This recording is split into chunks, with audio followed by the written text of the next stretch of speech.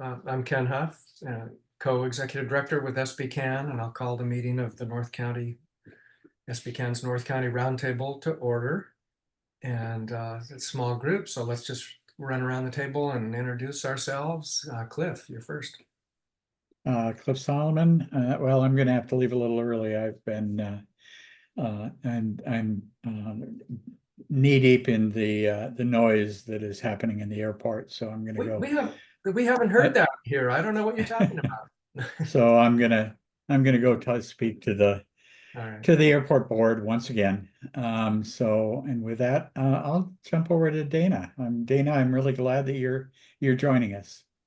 Hi, yeah, thank you. I'm Dana Eady. I'm the interim director of community development for City of Santa Maria.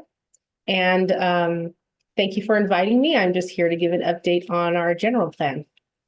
All right. And I will pass it over to Frank. Okay. There you go. Thanks, Dana. And I'm just here mainly as an observer tonight, but if there's side questions that I might be able to help with, I'll chime in. And why don't I go on to Benjamin? Everyone, my name is Benjamin. I've been attending these for a little bit now, just in the background, but I'd say this is maybe my first time attending as candidate for city council. Yeah, pass it over to Pam. Thank you, Benjamin. My name is Pam Gates, and I know I'm a familiar face to Dana, but and also to Frank. I like to attend the city planning meetings and others, just to keep informed. Community volunteer advocate, primarily associated with the NAACP and League for Women Voters. And I'll pass it over to my pal and compatriot, Joyce Ellen.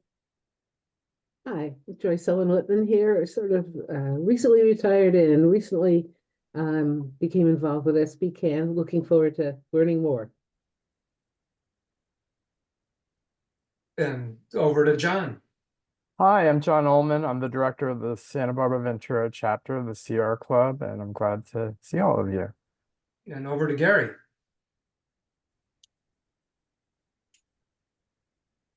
Gary Michaels. Yeah, sorry, I'm working while I'm listening. I'm here at my desk for another 30, 45 minutes. I thought I'd listen to you talk while I finish up my day at work.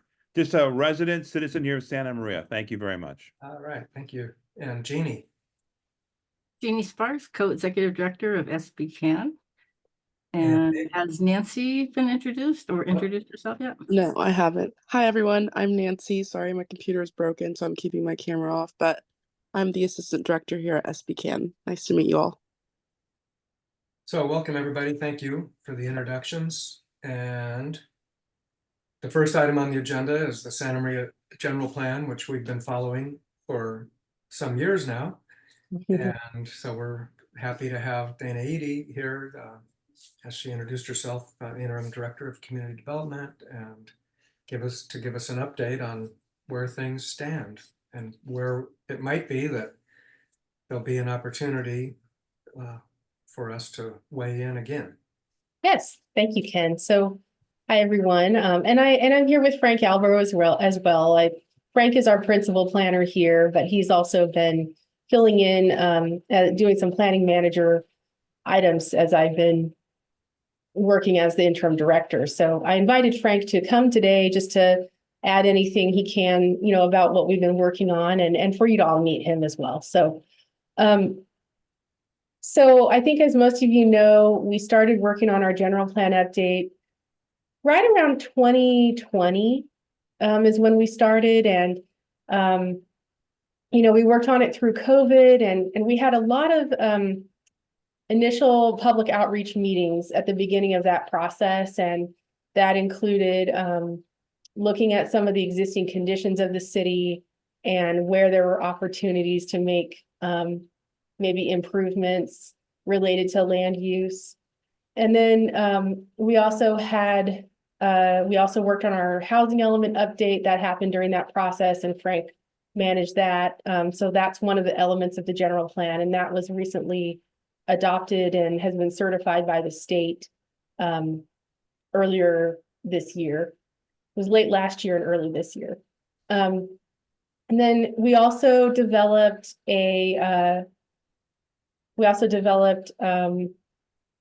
earlier in the process a direction to how, in looking how the city would want to grow into 2045 and where that would occur. And so a lot of the workshops that we had involved maps, and we asked residents to give us feedback about whether you'd like to see just infill development or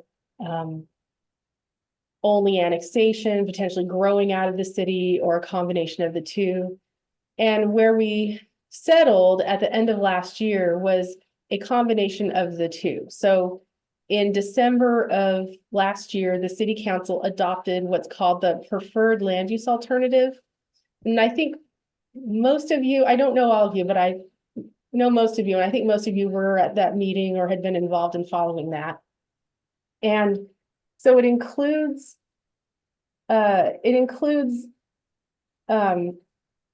amending some of the land use designations to allow for a higher density of development, mainly geared towards residential along the Broadway and Main Street corridors of the city. And then it also includes looking at annexation east of Highway 101.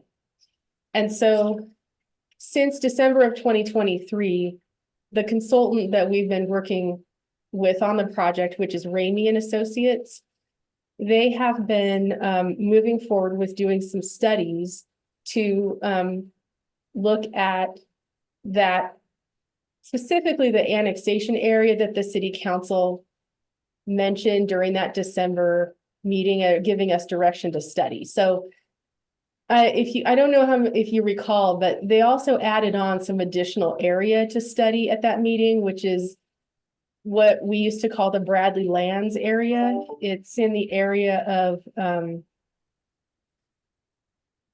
Union Valley Parkway north, kind of around the rodeo grounds area.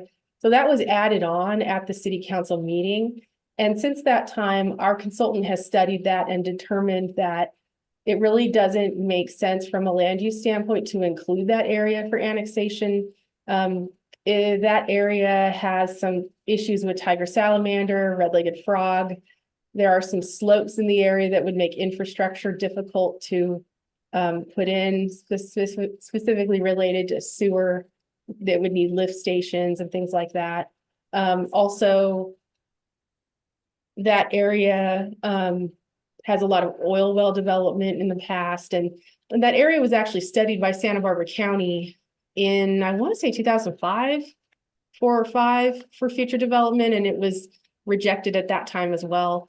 So that area we have, we're not looking at annexing, so it's still the area that would be north of that. So it's north of Betaravia Road, along the highway there, and then it goes, as you go up towards the north end of the city, it goes east kind of towards the riverbed and around that residential development that's already there, which was the original plan that we showed the city council. So our consultant has been they've been preparing an annexation study to look at that area, and it includes what would be required from an infrastructure standpoint. So if you need to put in roads, where would those be located, and the economics of doing all of that. So that's been in process, and we as staff haven't seen a draft of that yet. They've just been working on that. They've also been starting to work on the initial preparation of the updated general plan document, and that includes starting to do some policy development. And again, we haven't seen a draft of that yet. It's still on their end of things. So a lot of what's happening now is really the consultant doing work, and we check in with them every 2 weeks and provide them information if they need it. But we're expecting to receive some information from our consultant, some draft documents at the end of next month. And so I would anticipate that within the next, probably more towards the end of the year, there will be potentially some public hearings, like a planning commission study session that you could attend, and then also look at doing some public workshops to start talking with the public and you all about policy development and getting feedback on that, for us. And we also have a technical advisory committee, and I would anticipate there'll be a meeting with, we call it the TAC, that will probably also occur around October. So things are starting to pick up with this project again, and I will make sure to stay in contact. I know, Ken, I was letting you know, I think in the past when we had meetings scheduled and opportunities. So I mean, I'll continue to do that, and Frank can also assist in doing that. So that's really, I think, just a general summary of what we've worked on and where we're headed. And I can answer, I'm available to answer questions if you all have any. Well, thank you, Dana. Yeah. Benjamin, go ahead. Just a quick question. What are the documents you said that you're going to be getting at the end of September? What are those? I think we should get the annexation study back. I think that's the main document. There may be some draft policy documents, but they're still in process. So I don't have them yet, but that's what they're letting us know. Thank you. You're welcome. Has the consultant had discussions? I'm sorry, Cliff, go ahead. Dana, there has been a lot of work. Sorry, I'm getting feedback somehow. There's been a lot of work, a lot of meetings, public meetings through the last several years. How are those meetings influencing the current discussions that you're having? So are you talking about the most recent meetings? Well, we had that preferred land use alternative discussion with city council. That was probably the most recent one, and that was in December. And prior to that, it was really housing element driven. So we had a lot of housing discussion. Is that where you're thinking, what you're thinking? Or the surveys that were done, what, several years ago? I mean, there were a lot of public surveys that people filled out. Are those impacting the work that you're doing now?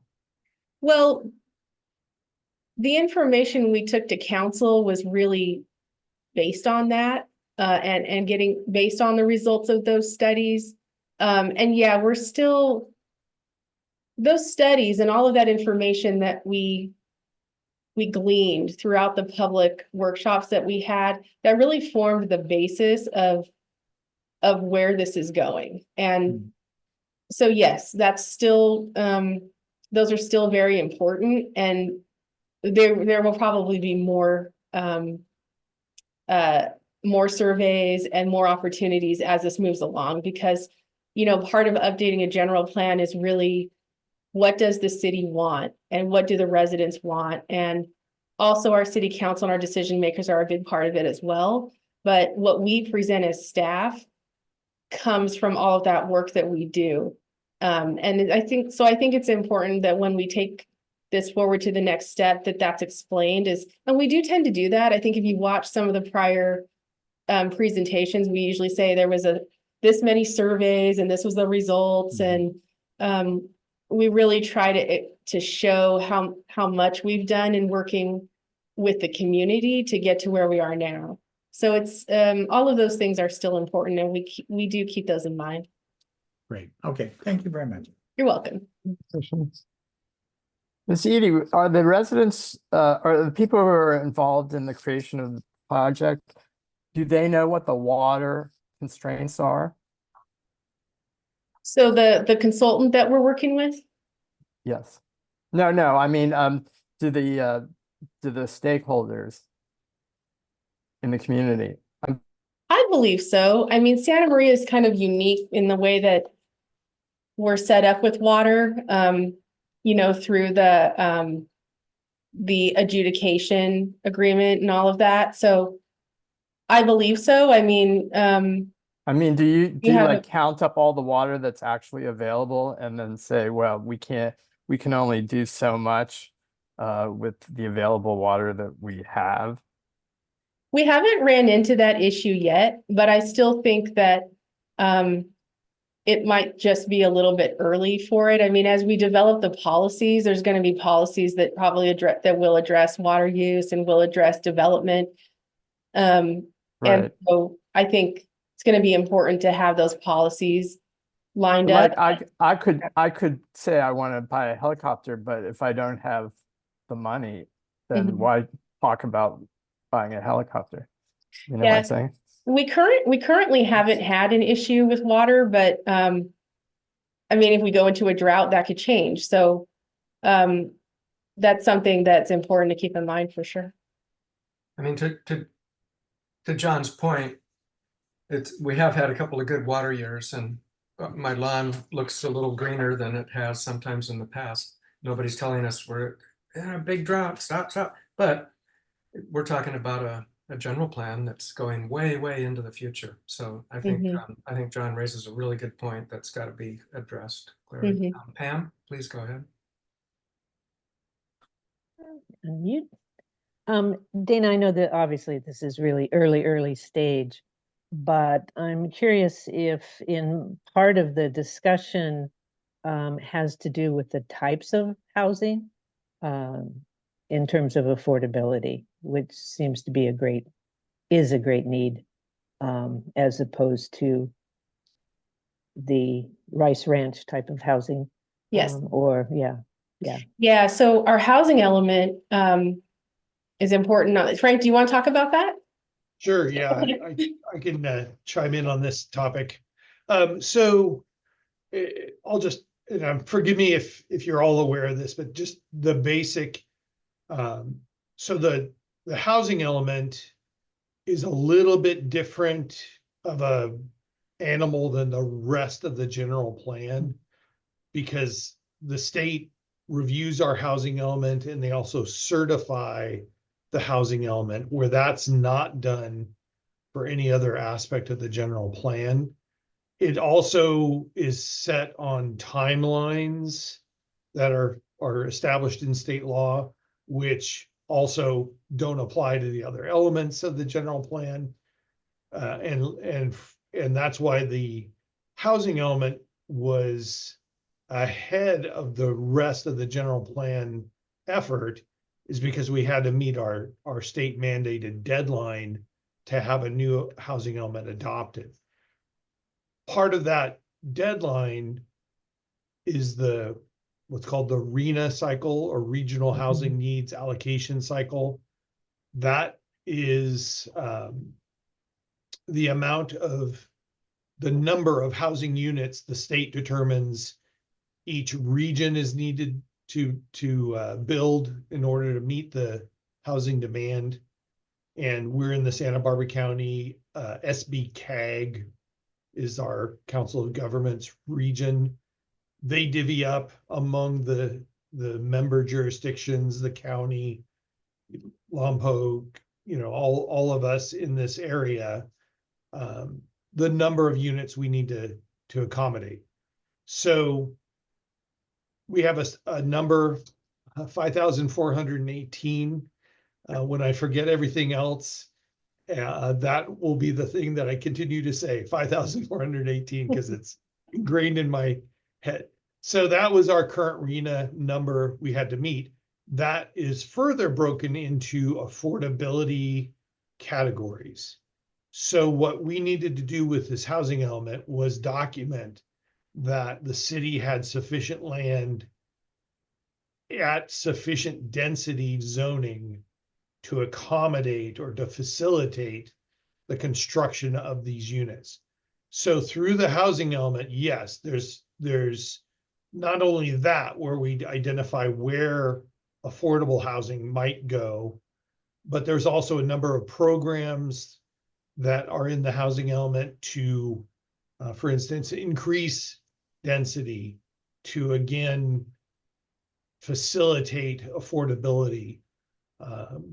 that's just one Well- of the many programs that we included. So Yeah, and part of it, I just want to jump in, part of in the general plan update as well is making sure that we are set up to provide a variety of housing in the city. So not just apartments, not just duplexes, we also need to still provide land for single family, because there is still a need for that. There is still, you need to have a balanced approach to that. But through the housing element, like Frank was saying, we have programs that address the affordability needs of the city, and we had to show the state that we had adequate land to plan for that. right. Right, and and I thank you. That's a good recap. And I understand that. I was just really looking into the future, and the forecasting on the increase of population for more than 10 years from now. So Yeah. yeah. And like the areas, if it were to occur that area east of the 101 was annexed, that would require specific plans to be developed for each of those areas, and there would be zoning set up, and we would need to make sure that they are complete neighborhoods and that there's room for each type of housing. And like you said, that's way down the road, but that would be what would occur should that area actually get annexed. And excuse me, Janet, just one more question. Is all of that land that's being considered for annexation privately owned? Yes, the majority is privately owned. There are some owners who own multiple parcels out there. And so yes, it would be each of the property owners would have to determine whether they wanted to leave it in ag or move forward to try to develop it into something other than ag, should it get developed or should it get annexed and rezoned. Okay, thank you. You're welcome. Janet? You have your hand up, Janet.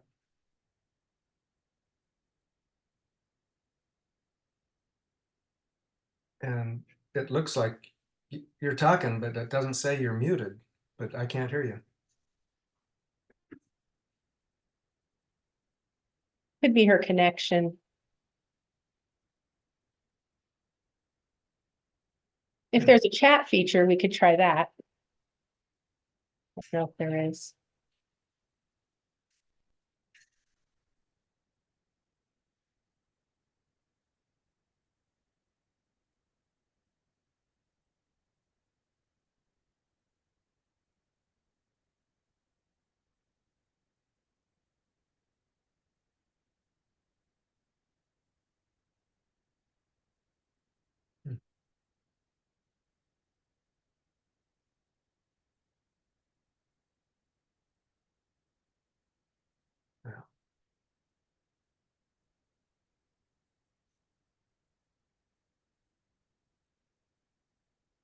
I could read. So Janet says, I just want to comment that of course we know affordable housing isn't really affordable for many folks. Yeah. Which is the truth. Yeah. Thank you. Any other comments on the topic of the general plan or other questions or anything else you want to say, Dana or Frank? No, I can't think of anything else, but please feel free, like you've been doing, to continue to check in with me on the process. I appreciate that. And as this moves forward and we have there's opportunities for public meetings and other engagement, I can let you know. And I appreciate the engagement that you've had with us since we started this project. It's been really helpful, and yeah, it's great to have the involvement of SBCAN. So thank you so much. And thank you. And I did have a question and so I yielded to others who had questions, which is, do you know, as the consultant had conversations on the annexation study with LAFCO staff or members of We as LAFCO? staff have had high-level conversations with LAFCO, but as I think once I get the draft annexation study, then there may be more communication with them on it. But I've talked to them about just the process involved with annexing land. And it involves getting the city council's direction ultimately to do that. And then there's an annexation application, and there's quite a process to go through with doing that. So that's really been the communication so far, but I'm sure there'll be more. And I might have another question, but Janet, you have your hand up. I'm testing audio. Can you hear me now? Yes, we can. Okay, thank you. Do you want to say more? Nope. Okay. So I guess I have a question since I brought up LAFCO, and since LAFCO, over the last 20 years has denied the much smaller effort in Lompoc to annex some prime ag land. I mean, is there any conversation whatsoever that you can tell us about among the counselors or staff or consultants about the reality or the actual possibility of this ever getting approved? Because I've testified to council, I don't think this will ever get approved. You're wasting your time, and we're going to fight it, as long as we're here, and we will. And so, and it never happened in Lompoc, and it's never going to happen here. So why waste all this this effort on it? Is my question. I just wonder, you may be able to speak to it, or maybe you can't. But well, I think I would just say that it's part of the process that we're going through is to look at areas where Santa Maria could grow in a responsible way, and I think that's what we have here is a responsible level of growth. It's it could be more land than it is, but we've scaled it back a bit. And like I mentioned, there's the application process through LAFCO. It does require quite a bit of information to be provided about the need for growth.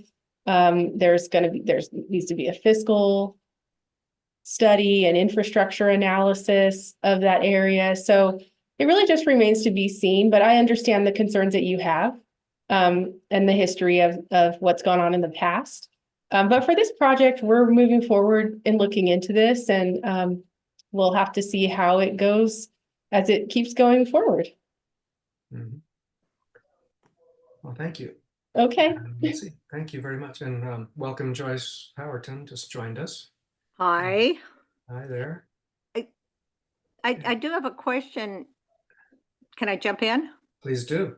Yeah, I'm just curious, Dana, you were talking about how, you're moving forward with this and it's a responsible project, but if in fact there's serious opposition and we all know it's going to end up going to LAFCO and possible lawsuits, wouldn't the city be more responsible to look at alternatives and put their time, energy, and staff time into something like that, as opposed to a project that we all know is going to, well, it's going to be defeated, but it's going to be a mess before that.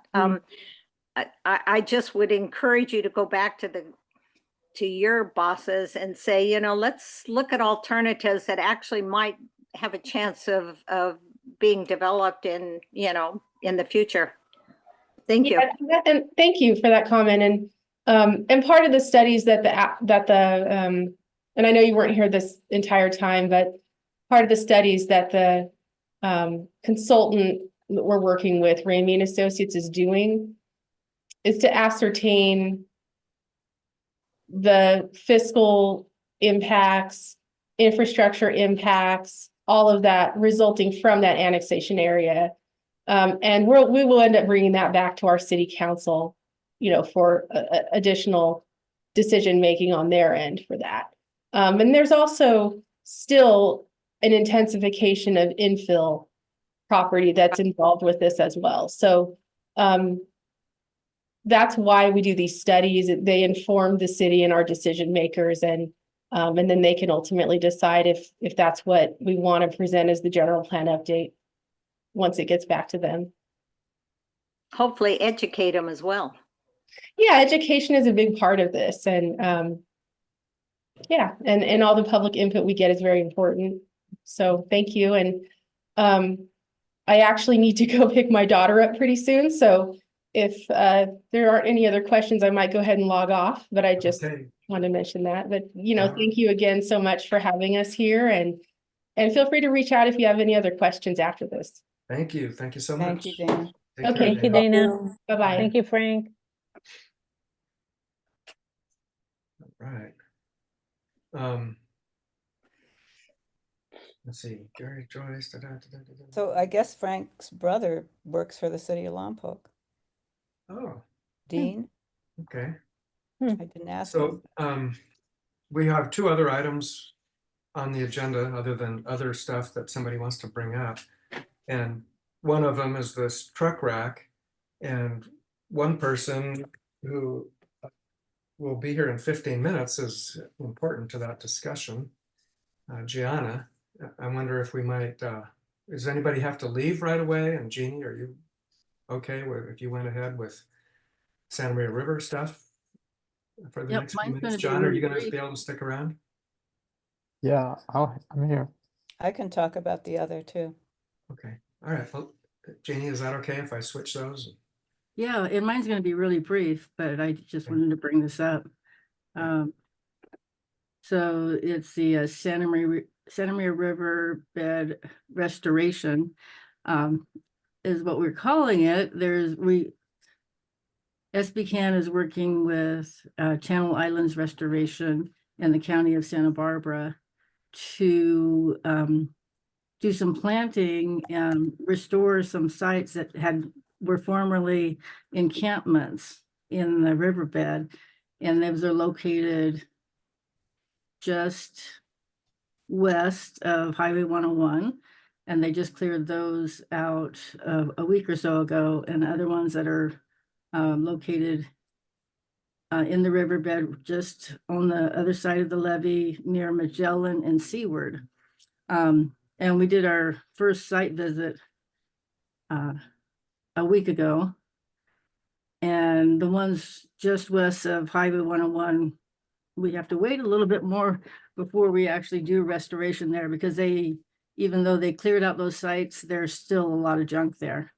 The other area, there's 20 sites over there that were cleared out, and those are in pretty good shape. There's still some junk that needs to be taken out, but it's pretty close to where it could be, we could replant. So close to the end of October, beginning of November is when we plan to start getting out there and doing some rejuvenation, which really is just to take the encampment sites. Generally, a lot of times they've kind of scooped things out and made an embankment. So we pretty much level out the area, plant the willows and other native plants that already occur in the riverbed, and we help them to get established. So we're forming a River Keepers group and asking volunteers to sign up to help us with this effort.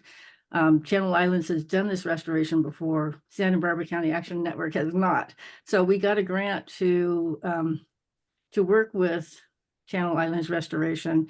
And our part of it is to bring together volunteers and to encourage these folks to become river keepers, a river keepers group that will continue to advocate and do projects on the Santa Maria River that help to restore the river, keep it clean for the future, study what the issues are, and make other recommendations, do other projects. So we're really excited about this. We're going to be starting to ask people to sign up to be involved pretty soon, and would encourage any of you who are interested in helping out to be part of it. And if you have any issues that you have with the riverbed, we'd like to know about those too. We were approached by someone with Fish and Wildlife. They're trying to restore habitat for the least Bell's vireo. And so, that's actually what we're going to be planting more of. It's willows, other plants. So willows are a big part of it. But we'll look at different issues with it. There's a lot more that we could do too. The city owns property out there that they put educational signs along a pathway 25 years ago, I think, something like that. And we'd like to really look at maybe, once we've done some more work on restoration, maybe encouraging people to go out there and look at those signs and get involved and getting to know their watershed better. So we wanted to make it an educational outdoor adventure type of thing with our river keepers in the city. And that's where we are right now. So pretty soon we'll be asking people to sign up. We'll send out action alerts, but anybody who would like to be involved in that can email me, and I'll put my email in the chat. And Pam. I actually now have 3 questions. Pardon? Just different concerns of mine. So, your comment about fish and wildlife helped me understand, but if you could elaborate a bit about why we need to restore the riverbed, why does that need to happen? Secondly, I know this is not part of what you're doing, but since you're involved, are we finding housing and new shelter for the people being moved out of the riverbed? And number 3, is there any update on taking the trail all the way to Guadalupe? Oh, those are all good. Thank you. Well, the first thing on housing. So what the county told me with the original 20 locations was that they helped to place people into housing, or they offered it. There were 10 people from that area that went into the New Hope Village, and other ones great. were offered shelter with Good Sam. And I don't know that everybody took shelter, but they were all offered some type of shelter. And with the last thing too, they were offered shelter, but I didn't get in, any statistics on who actually took it and whether where they would have gone. The reason for restoration is to control erosion. So a lot of these sites, they're now, it's just sand. And if the river, was to flow in that area, then the sand there would erode. A lot of the river where they've had the encampments doesn't necessarily they'll get the rain, but maybe the mainstream of the river is not there, but it could be in a large flow event. So most of the places that don't have encampments do have plants, and not all of them are native. So the ones that we restore will take out the native plants, out the non-natives, and we'll add native plants. And so that will help with habitat for that would occur out there naturally. As far as the trail to Guadalupe, I don't have an update on that now, but that's something that I'd like the River Keepers group to look at and ask the county to have us officially involved. I have asked for that official involvement before and not gotten it, but this county does have a trails committee, and maybe I could get some to put us on their email list, because they should be meeting on that, I would think. Yeah, I just haven't heard anything, and once the government bureaucracy takes over things, I haven't heard lose anything. importance, yeah. And that committee was looking for other members of it, especially for the fourth district. I think they might have had one opening in the 5th district. Or was it the 5th district they needed? Maybe they needed people in the 5th district. And I think it was the 5th, yeah. the 5th, and they might have had one opening in the 4th, but they could have like 3 or 4 people in each district. So anyone who wanted to be involved could probably get involved either officially or unofficially. Benjamin. Oh, I'm sorry. Go ahead. Oh, I Pam. was just going to say, if you could maybe put in the chat at some point some contact information. I sure will. Yeah. Thank you. Make a note of that. Sorry, Benjamin. Go ahead. No worries. I was just going to chime in on the Riverbed Trail project.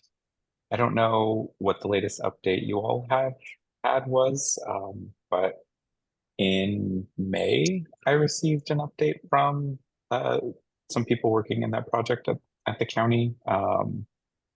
And they said basically where the project is at right now is for the next year or two, it's going to be studies, and then conversations with like the stakeholders trying to build a campaign to get people in the city in like San Maria and Guadalupe excited about it, to sort of go up to those that are resistant and try to get the project through at that point. So a couple years out at least.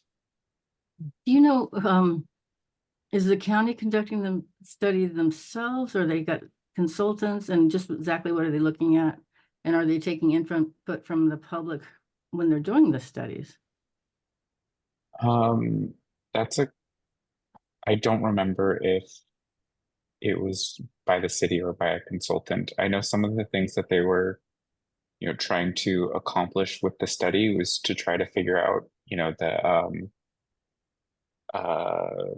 what sort of what it would take to reinforce that section of the levee, since it's built differently. Be like rebuilding that whole section, sort of like what's involved in that. So that's sort of like, I I think mean, the word, the section by Guadalupe? the section basically after you get outside of Santa Maria city limits is all just dirt, Okay. instead of the concrete core with the dirt and rock like shell over it. So that was, and I guess the reason that they're looking at that is because right now the Santa Maria side is like very little maintenance and upkeep, and making sure it like stays in its current form. I think they said maybe like once a year, or maybe once every couple of years, they have to like go out there and do something maintenance wise. But the county side, they're out there like every couple of months trying to keep it together. And so they're the worry at that level is that increased pedestrian traffic and whatever would increase that even more so. The other thing that they're looking at with this study is to try to find what's the word, compromises with some of the landowners. One of the like specific cases is there's some like landowners that have land on both sides of the levee, and they frequently will cross there. And so the landowners are resistant to this project because they probably wouldn't be able to keep doing that if there's lots of pedestrian traffic over it. And so the county in this study is trying to figure out like what are the feasible alternatives to sort of accommodate situations like that. Do we build a tunnel? Do we build a bridge? Do we have enough like political willpower to just say sorry, you can't pass? Like, yeah, so I think those are the two main things that I remember that they were looking at in the study. I'm sure there's more, but Oh, good. Thank you. I just have to wonder, will there be so much pedestrian and bicycle traffic that there'd be a conflict? I mean, when I walk on the river levee, every now and then you see somebody else walking by, and that's on the city part, where there's more access points. Getting out beyond the city and on the way to Guadalupe, I would imagine there's not going to be heavy traffic. You're talking, Benjamin, about a point where farmers need to cross over. And so that there would be a conflict, that somebody couldn't say, oh, there's a tractor coming over, I'm going to wait. No, well, hold up. And then it's hard to imagine. Well, it's more the other way. It's from the perspective of the landowner trying to cross, and oh, there's a pedestrian, now I have to wait. The perspective is the opposite there. It's not poor pedestrian, it's poor tractor. Has to wait. Okay, thank you. But as far as traffic, the hope is that as the only protected pathway for cyclists between here and Guadalupe, that it would draw a lot more traffic, not just for recreational use, but for people working out in the ag land, to be able to get to where they need to get to without a car. So there's a hope that it could be a bit of like a commuter trail to a certain degree as well, since it's riding on Main Street out to Guadalupe is a gamble. It seems like when the city and the county work together to put the trail on the levee where the on the city area, that they I think the county went and got a grant or something to reinforce the Mm. levee. Because that was one of the concerns of flood control, was that maintenance was going to be difficult with people being there. So I'm wondering, I imagine they're probably looking at grants or some sources of funding to do that and the rest of the levee. I don't know. I would hope. Yeah, and I'm not sure, but I think it's what is probably twice as long as what's already there. I don't remember the figures. But yeah, I could see that being a challenge. It was a challenge getting the first part of the levee. I was involved with that with County Supervisor Tom Urbanski, who I worked for at the time. And it was planning director from the city, Bill Orndorff, whose original idea it was. And so there was a lot of convincing of flood control to do it. And there was, they didn't go all the way to Guadalupe because of the farmers not wanting to have that impact to them. So the idea is, well, we'll start here and see if we can't extend it later. So now is later. And Alan just made a comment. City's shown little interest. Do you want to say something about that, Alan? Using this trail as a commuter trail. Yeah. Using this commuter trail might be a way to get some funding. Okay, anything else on that? I agree with what Ben was saying. I don't know if that's necessarily what they're looking into in terms of support, but I mean, I do see a way that a lot of farm workers would just be interested in this, you know, in a helpful way. So maybe that is something that we can look into if the city or, you know, the consultant might not. Oh, that sounds really good. Yeah. Get CEC involved. So thank you, Alan, and welcome, Alan. Alan's a member of our board, and welcome Virginia Souza, a member of SBCAN, and Jana Patchen, Sierra Club, just joined us from the Santa Lucia chapter. And, hey there. Hi, Ken. I'm in Hi. transit, but listening in. Oh, good. Okay. Anything else on the subject of anything else, Janie, that you have to say on it? Or Not right now, I don't. Okay. So thank you. And so the truck rack next Wednesday, August 14th at 9, probably more like about 10:15 or 10:30, the Planning Commission of the county will hold a hearing on SBCAN's appeal of the Sentinel Peak Resources Truck Rack. And so if, could you indulge me? And I've got 8 minutes that is my presentation. I don't want to read the whole thing, but maybe I can just kind of go through this and as a practice run. Sorry. Okay, go ahead, Janet. I just would like to comment, first of all, that I think Aaron Please. Briggs has a lot of audacity to think that he can just do this without any appeal process, and that we have to appeal it in order to get it placed on the agenda and talked about. That's all I need to say right now. So, and thank you for that. So Aaron, if you don't know, Aaron Briggs is the principal planner in the energy division at the county. And I guess it was his recommendation that was approved by the county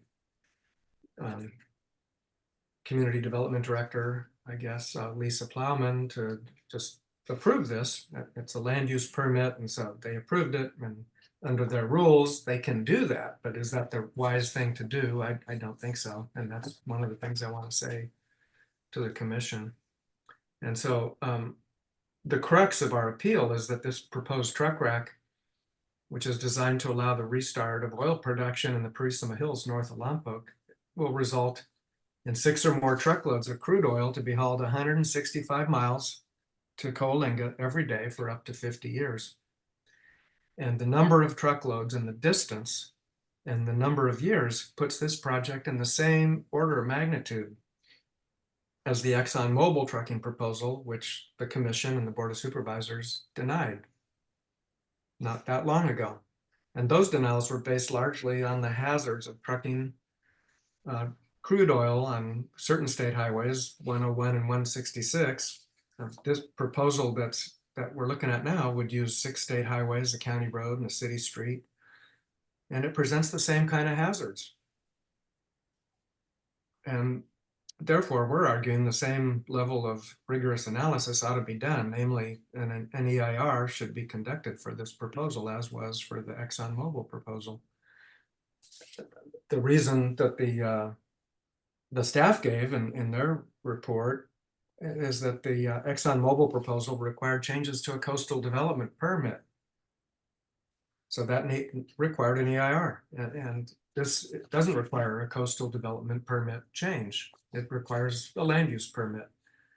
But just because something isn't required doesn't mean that it isn't a good idea. And, you know, the denials of the ExxonMobil proposal were not based much on its coastal aspects. It was based on the hazards of trucking oil over many miles of freeways and highways, 2-lane highways, especially inland highways. And the same hazards are represented with this proposal going on a highway, well, first on a county road from the outset, Harris Grade Road, and then onto Highway 1, and then to 135, and then to Betaravia, a city street, and then to 101, and then to State Highway 46, and then 41, which is totally 2 lanes and windy, and then 33, which is all 2 lanes, windy, a lot of driveways up to Coalinga. So the same hazards are present with this proposal. So what we want is to see the commission give direction that will lead to a denial. But the ExxonMobil denial was based on the county's, and I quote, inability to make certain findings regarding the comfort, convenience, general welfare, and health and safety of the neighborhood. And because the project's benefits did not outweigh the significant and unavoidable impacts to the environment. But today with this issue, they're not faced with the mitigated, and they are faced with a mitigated negative declaration that wrongly, in our opinion, finds no such significant and unavoidable impacts. And so the commission might not be on solid ground to make a denial next week, but they would be on solid ground to note the strong similarities of this project to one that was denied, and to direct preparation of a full EIR. So that's the crux of it. And then I'm going to go on and give my big picture case for why to move towards a denial. And that's in the last 12 years, and this is just while I've been here on this job. Starting with Santa Maria Energy and the Solomon Hills above Orchid, they applied to expand cyclic steaming program, and it was going to produce 67,000 tons of metric tons of greenhouse gas emissions, and they did get approval to do it. It's the last approval of any big oil project since then. But they won that approval, but with the requirement that they had to reduce greenhouse gas emissions to below 10,000 tons, whereas it had been 67,000. So at first we thought, well, this is a victory, but when, I won't say this to the commission, but when their president pumped his fist to his allies, I knew that they were really happy.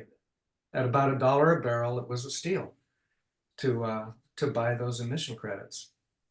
And so they were happy, and we learned a lesson. Since then, Pacific Coast Energy, also in the Solomon Hills, applied to start new cyclic steaming, and test wells exacerbated natural seeps, and Lompoc urbicanta and CTS and other species were threatened, and that project was denied. And 3 companies in Cat Canyon next applied to expand production by a combined 750 wells using cyclic steaming. And there was a lot of community opposition, and some of you were part of that. And whether because of that or of finances or reading up the tea leaves, all 3 were withdrawn. The Phillips 66 Santa Maria refinery, just across the county line in San Luis Obispo, proposed to build a rail spur designed to bring Canadian tar sands. And SBCAN initiated the opposition in our county because of the risks of rail accidents in Santa Barbara County. EDC and others joined the fray, including some local jurisdictions. Other opposition. A lot of us went up to up north and went door to door complaining about the possibility and letting people know. and gaining lots of no's on that project. Thank you. And Sierra Club was in on it too, and a lot of others. And so that was denied. So then Phillips 66 made a forward-looking decision 3 years ago to convert its Bay Area refinery to biofuels and to close the Santa Maria refinery, which was a feeder to the Bay Area and which was the first stop for most, if not all, of the onshore crude that was produced in our county, including the production from Sentinel Peak, where the truck rack is proposed. And then next, the Cat Canyon operators, who already had truck racks to load tankers for the 8-mile run to the Battles pump station, they couldn't do that anymore because that was closed. So they redirected their tankers to Highway 101 and mostly going north, sometimes south to I don't know where, but probably Central Valley mostly. And there were several trucks per hour on Clark Avenue to 101 for over a year. And I know this because that's where I live and I see them every day. Cat Canyon since has ceased production, at least for now. Bankruptcy proceedings may be in the offing again. In my 10 years living in Santa Maria Valley, there have been 3 different operators of that first property in Cat Canyon. So trucking, and then trucking of the offshore oil, well, that was denied and the federal lawsuit was withdrawn by ExxonMobil. So these are the major parts of the local history over the last decade or so. And worldwide, we got to wean ourselves from fossil fuels. We all know it. Now, a local official once said in a hearing, well, we're small potatoes, and whatever the proposal was at the time, he said, this should be approved. And then it was my turn to speak. And I said, these are our potatoes. They're your potatoes. And we all need to do what we can. So that's why we're going to urge the commission to take the steps necessary to move towards denial of this ill-advised attempt to restart production of a very old oil field adjacent to a heavily populated area. The first step may be to direct that an EIR be prepared. I'm not a CEQA expert or an attorney, so if there's a more direct route to denial, we would support that for sure. And then this last minute, I'm still up in the air. Do I really want to say this or not? But I think I do. So in light of this recent history that I just ran through of denials, withdrawals, and bankruptcies, one might reasonably wonder, why would a company go through to such great lengths to restart an old and relatively small oil field in the face of certain community opposition and uncertain chances of policy board approvals? And maybe I got the answer when Sentinel Peak Resources Executive VP George Paspaloff called me to discuss some ideas for housing on some of the 3,700 acres that Sentinel Peak owns in Parisa Hills. He mentioned some mini ranchettes, some conservation easements, and affordable housing, at least 10%. So getting some revenue from restarting oil production, he told me, would help move these ideas forward. And personally, I'd like to see an EIR that evaluated the whole of Sentinel Peak Resources' intentions regarding this property. And the county staff is correctly focused on the truck rack, from the square feet of asphalt, the berms, the lighting, the piping and trucking rules. Sentinel Peak has bigger ideas. SBCAN has sustainable communities and a sustainable planet in our mind. And your commission is in the best position to consider all of these issues, and we urge you to do so. Please do not certify the mitigated neg deck. It is flawed. My turn. Please, Janet. In repeating that, I think the Energy Department in the face of Mr. Briggs has a lot of audacity. We have not passed a new oil project since Measure P failed in 2014. 2014, and of course, Andy Caldwell loves to bring that up at hearings and say, well, the community has spoken, people have spoken, Measure P failed. Well, okay, and it failed, but it also educated everybody in North County, especially about all of the on-land oil development that we have in North County. And when I started fighting oil in this county, the Energy Department did not even have a map of the on-land projects. Do you remember that, Ken? Yeah. When I joined SBCAN, We And didn't now they know. do. You didn't know about that when I joined SBCAN. And I said, do you know that we've got over 700 on-land oil wells in North County? And so, you know, the fact that he thinks that you can restart this project in Lompoc. I mean, did he forget all of our history? Did he just think that because it's Lompoc, nobody cares? He is so wrong. And the route from, I mean, Harris Grade Road is windy and horrible. The oil project is on the south end of it before it really turns into all this curvy, dangerous stuff. But it also empties onto Highway 1, where our Lompoc Unified School District buses carry kids to school. It's just, it's an outrageous thought that we would start a new oil project in 2024 in Santa Barbara County when we haven't had a new oil project in this county since Measure P failed. And I am just outraged that they think they can get away with a mitigated negative declaration. So I'll be there on the 14th and tell the Planning Commission what I think. And that's perfect. Thank you. That's exactly right. And so who has a question or who wants to say what they're going to say? I said what I'm going to say, and I'm open to any comments. I abbreviated it a little bit. I think I get 10 minutes, and I only ever get 1 to 2 or maybe 3 minutes. And I actually do like to talk, and so I'm gonna get my 10 minutes. But I have a question. John, yeah. Okay, I have a series of questions. I'll just tell them to you and you can answer if you know. Okay, so who is the actual owner of the oil project? Sentinel Peak. No, but Oh. like who owns Sentinel Peak? Who owns that company? Yeah. I guess Like, investors. They're on. There's a website. It's interesting to look at. Sentinel Peak Resources. like They're out of people in LA. the area, or they're from No, Houston? it's a big company. It's got headquarters in Denver, but their operations are, I think, almost all in California. And the vice president that I mentioned, he's got the LA area. Oh, what's his name? George Paspalov. And are they publicly traded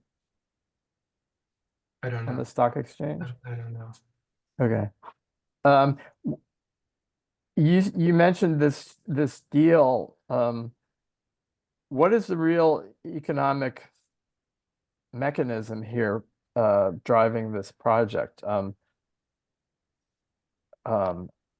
You know, what is it to expand beyond what it looks like?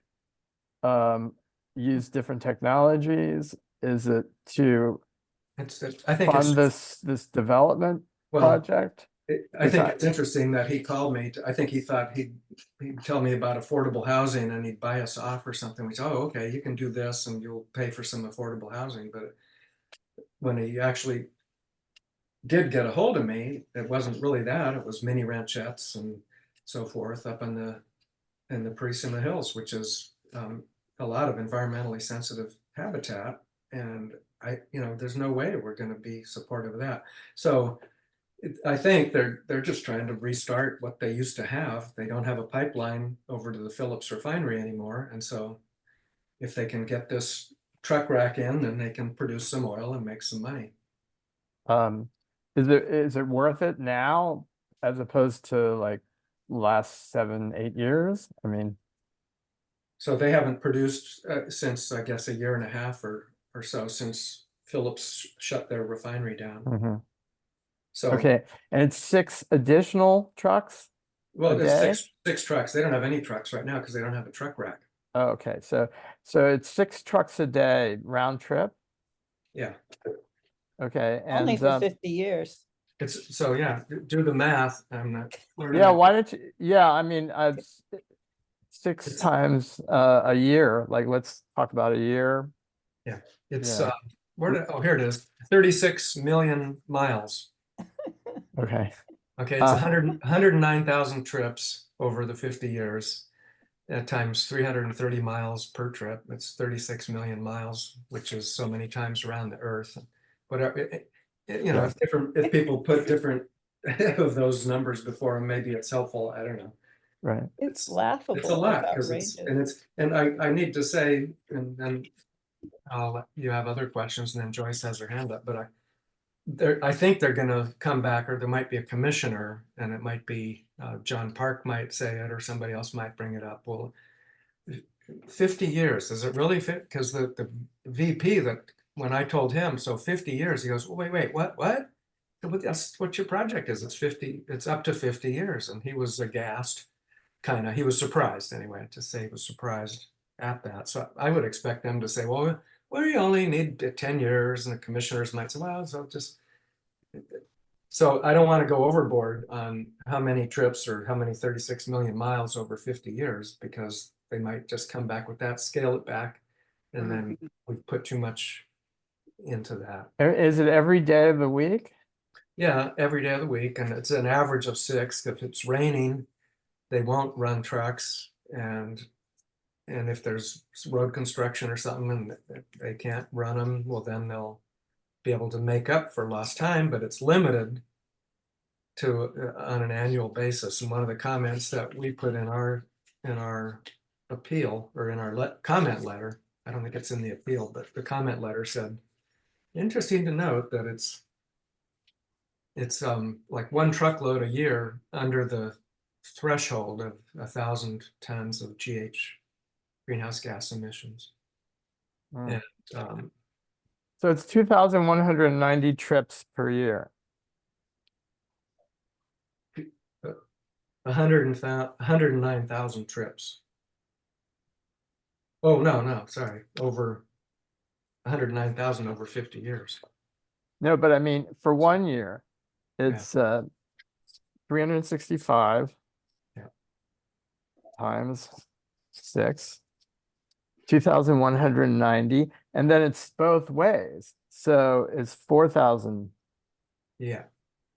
4,380. Yeah. Okay. Okay. So you have other questions, but can we? Yes, go on. Let's see, Sorry. Joyce, and then Benjamin, and then we'll keep going.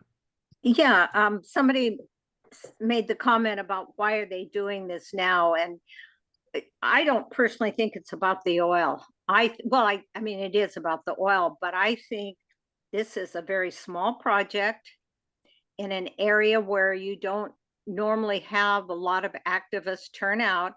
And I think this is just to get big oil's foot back into the door in Santa Barbara County. I really do. I've been thinking a lot about that today in terms of why. Because what they're going to get back from it, you just think, why would they go to all this trouble? But if you think about the bigger picture, if they can get this through, the door has been open again, and then we're going to start seeing all the other companies coming back. And I think, Ken, what's telling is when they mention the housing, because housing is a real knee jerk in Santa Barbara County right now. And pretty much most of the elected officials, you say, we're going to provide housing, and they go, do you want to come to dinner? I mean, you know, it's a biggie. And I thought, wow, they're smarter than I thought. If they're going to throw housing down on the table, that won't, for a lot of people, would not be a negative. It would be a positive. And I'd like you to think about that. But I really do think that this is just the beginning again. Do you think they'd like to buy up the Cat Canyon company and do that too? Or, I mean, what would be next for Big Oil if they get this win? Whatever they want. Yeah, okay. I think if they are able to get this through, I think they will then, we're going to see a lot of them, and the fight will just start all over again one more time. It's just, they've got to be pushed back now. Yeah. Benjamin? You got your hand up. Yeah, sorry. So going back to what Jonathan was saying, just real quick, I did put in chat the company that's behind Sentinel Peak if you want to do more research on them. Not to mention. But my question was about the part of the route that is on city streets. Pam let me know it's on Betaravia. Do you know if there's any sort of city approval or permitting process that is needed to like complete that leg, or they can just drive along a city street without? No, I think what needs an approval is a truck rack, and I'm not even sure how a land use permit to install a truck rack gives our county authority to tell them where they can drive, but they claim that they do, and that they're going to have to stick to this route. It doesn't require City of Santa Maria to approve that they can run on Betaravia, and it won't be if it happens, it won't be the first crude oil tanker on Betaravia. I see them there now and again. Okay. So. Okay. Mhm. Thanks. Jonathan? Yeah, I agree that we just have to nip it in the bud. And there, I just don't see any way that I don't think our planning commission will pass it, but if it does, I know that the board won't. And, you know.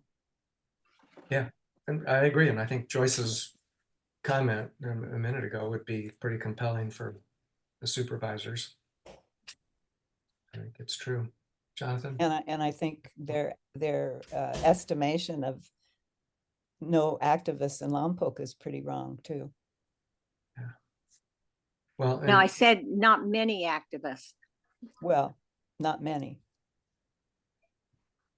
Is also wrong. There's a few, and they're tenacious, and there's a few in San Luis Obispo County, and a lot of the impacts will be there. I mean, to me, the most dangerous parts, and Janet might disagree because there's accidents on Highway 1 and so forth, but 41 from where it diverges from 46, 41 intersection, and then on the way up 41 and up 33 to Coalinga. Those are kind of dangerous roads. And do you have to go, Benjamin? Take care. Thanks. And so anybody want to make any comment about that? That's your cue, Gianna. Thanks, Ken. Agreed. I mean, that stretch that you're referencing is really dangerous, and I'm planning to give comments just noting and talking about the impacts of San Luis Obispo County, and really highlighting that the decisions made in Santa Barbara have reached much further, specifically with the potential impacts of, truckloads going through dangerous roads that are known for high accident rates. So I don't know if I have anything in particular to add. I'm going to be working on writing our comments tomorrow and Monday. So I will definitely be reaching out to you more, Ken, tomorrow morning and talking some more. But yeah, I just here to support with the San Luis Obispo voice, and definitely open to hearing any thoughts and suggestions on language or particular concerns you'd like me to highlight. So, I mean, go ahead, Janet. Just the route from down Harris Grade to the 1. I mean, the 1 has had so many vehicle accidents on that stretch, just from between the village and Lompoc. There have been people who've been killed in car accidents on that stretch of road lately. So, I mean, and then further on, we came home from Yosemite on all those highways, and they're 41 and so forth. And there's some very dangerous intersections.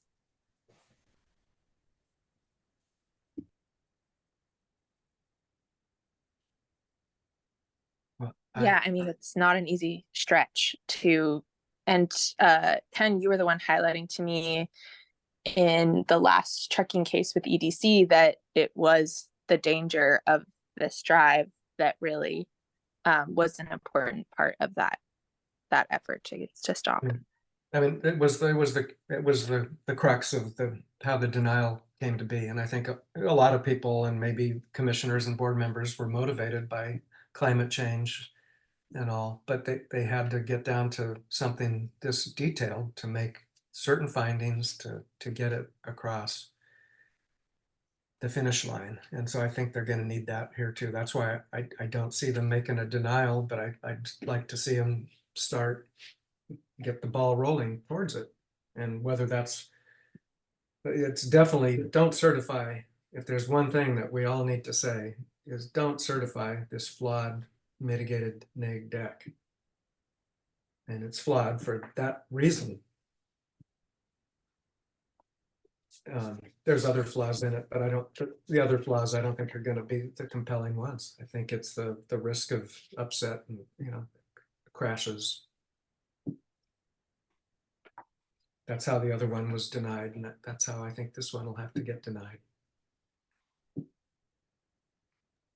So Virginia was on for a while. I don't know where she went, but I hope, Ken, that you'll reach out to her and have the league. I will. The League of Women Voters in North County had to leave already. Voice on this too. So, okay. Any other comments on this topic? So spread the word.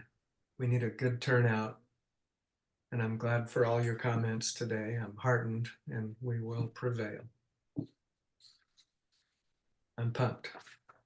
Janet's pumped, and so. Anything else, Jonathan? I put the info about the top management. I assume they're the people with the most ownership, and then also hold on a second here. Optima Quantum Capital Group. That's the private capital fund that owns them. Good, thank you.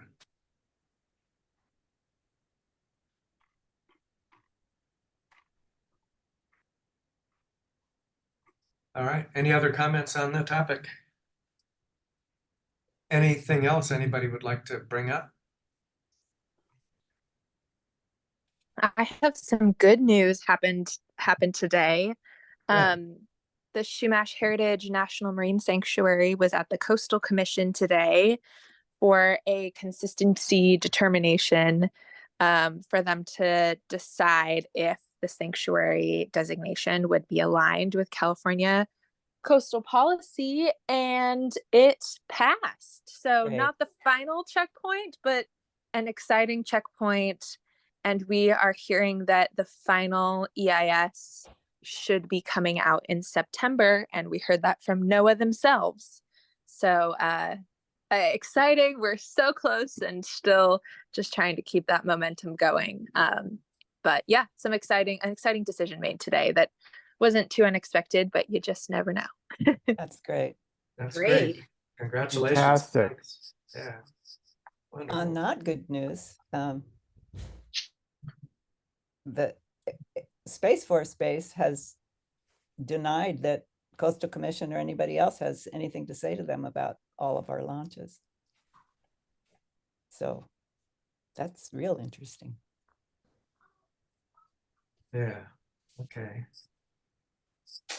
They want to up them to 90 a year. So That's a lot. we've got houses that are literally cracking and, from the launches. I have a good friend whose house is plaster, and she dusted the wall one day, and then after the launch, the night after she dusted, she went back and that wall had a great big long crack in the plaster. I didn't hear Realtors are starting to talk about it too. I didn't feel the earthquake in Bakersfield the other No. day, but I do feel the house shake in Santa Barbara every time there's one of the launches. A launch, yeah. You ought to feel it up here. Oh, boy. Yeah, we got the windows rattle. Oh, and yeah. Our little dog gets all tensed up. But she gets now she's getting tensed up. Just now, one of these fighters took off, I think, and that's a racket. Anyway. Anything else? So Ken, you're gonna send me your stuff from our meeting today, and Yeah, I'll do that tomorrow. then because I'm gonna send it to the president of our Democratic Club and try to rally some more people to come on Wednesday. All right. I will send that tomorrow after I fine tune it. Okay. Great, thank you. All right. Thanks. All right. Anybody else? There we go. Thank you so much for participating. It's good to see you all. Thanks. Thanks, everyone. Thanks, y'all. Have a good one. Bye. Thanks, guys.